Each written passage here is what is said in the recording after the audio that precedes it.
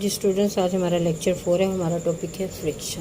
Okay, ये इसका second part है। इससे पहले हम फ्रिक्शन को डिफ़ाइन कर चुके हैं। उसकी टाइप्स के बारे में मैंने आपको बता दिया, जिसमें इसकी 3 टाइप्स है। स्टैटिक फ्रिक्शन है, स्टैटिक फ्रिक्शन है और रोलिंग फ्रिक्शन है। ठीक है, चलिए अब हम इसको नेक्स्ट ज़रा डिटेल में देखते हैं।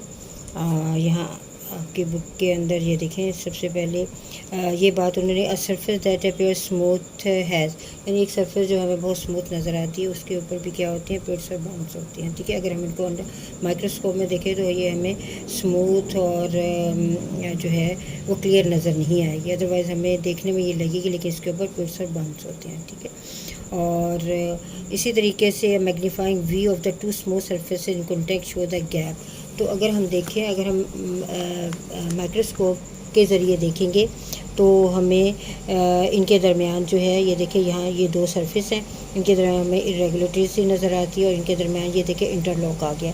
ये जो इंटरलॉक होते हैं ये क्या बनाती हैं, ये कोल्ड वेल्ड बनाती है। ठीक है, और यही बॉडी को आगे मूव रेजिस्ट करते हैं कि बॉडी आगे जो है वो मूव ना करे। ठीक है, तो ये देखें the contact point between the two surface form है sort of cold weld. These cold welds resist the surface from sliding over the इसे, यानी यही जो इंटरलॉक हो जाते हैं एक दूसरे के साथ, ये आगे बॉडी को फर्दर मूव ना हो, ये इनकी कोशिश होती है कि बॉडी जो है आगे मूव ना करे। अब नेक्स्ट है friction is equal to the applied force. देखिए फ्रिक्शन, आप किसी बॉडी को मूव करने के लिए उसके ऊपर फोर्स लगाते जा रहे हैं। ठीक है, तो साथ ही फ्रिक्शन जो है वो भी उतनी ही प्रोड्यूस होगी, यानी उसी के इक्वल होगी।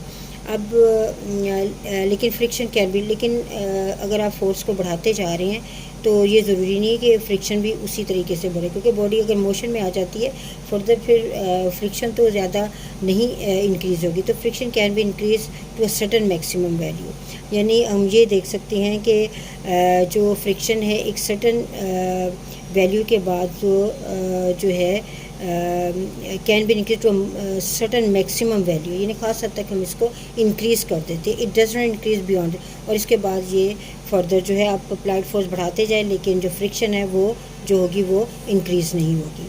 और इसके बाद हम देखेंगे फोर्स ऑफ लिमिटिंग फ्रिक्शन किसे कहते हैं। The maximum value of friction is known as, यानी जो मैक्सिमम वैल्यू आ जाती है हमारे पास फ्रिक्शन, जिसके बाद फ्रिक्शन फर्दर नहीं इंक्रीज़ होता, उसे हम क्या कहते हैं, लिमिटिंग फ्रिक्शन कहते हैं, और इसको एफ से डिनोट करते हैं। और ये डिपेंड करता है नॉर्मल रिएक्शन, यानी आर जो है उसके ऊपर ये डिपेंड करता है। अब देखिए ये एक बॉक्स है आपने टेबल के ऊपर रखा हुआ है, जिसका वेट वर्टिकली डाउनवर्ड एक्ट कर रहा है, जो इक्वल एम जी के, और साथ ही नॉर्मल रिएक्शन जो है वो हमें ऊपर की तरफ नजर, यानी ये एक्शन और ये रिएक्शन की सूरत में नज़र आ रहा है। तो अगर हम इन दोनों का रेशो देखें, यानी अगर हम रेशो ले लेते हैं फोर्स और लिमिटिंग फ्रिक्शन और नॉर्मल रिएक्शन के दरमियान, तो वो हमेशा क्या रहता है, वो हमेशा कांस्टेंट रहता है, यानी वो आप इसकी उसकी वैल्यू जो है वो चेंज नहीं होती। और इस कांस्टेंट को हम क्या कहते हैं, कोफिशिएंट ऑफ फ्रिक्शन कहते हैं। और इसके लिए इक्वेशन क्या है, F S is equal to mu M G, यानी यहाँ से अगर एफ एस जो है फोर्स और लिमिटिंग फ्रिक्शन वो इक्वल किसके होती है, म्यू आर के, और आर किसके इक्वल होता है, वो एम जी के इक्वल होता है। तो ये हमारे पास फाइनल जो है इसकी जो इक्वेशन है वो ये हमारे पास आ जाती है।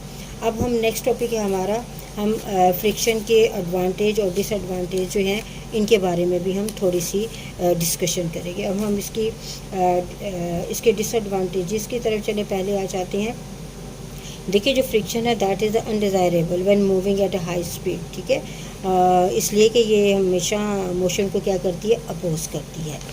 और इसके अलावा और इसका क्या डिसएडवांटेज है, और most of the useful energy is lost as heat and sound due to the friction between the various moving part of the machine, यानी मशीन को आप चला रहे हैं तो उसके मूविंग पार्ट जो है जब वो मूव कर रहे होते हैं तो उसमें बहुत सी एनर्जी जो है वो लॉस्ट हो जाती है, और साउंड जो कि हीट और साउंड की शक्ल में भी लॉस्ट हो जाती है।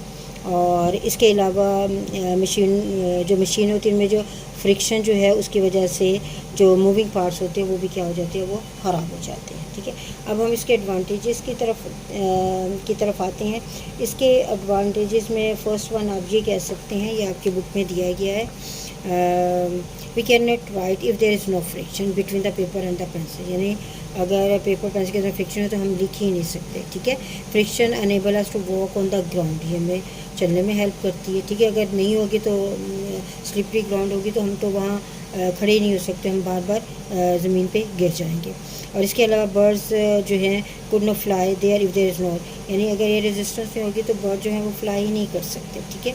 तो इन दोनों पैराग्राफ के अंदर कुछ एडवांटेज और कुछ डिसएडवांटेजेस आ जाते हैं, तो आप इनको अंडरलाइन कर लीजिएगा और उसको याद कीजिएगा, ठीक है। अल्लाह हाफिज़।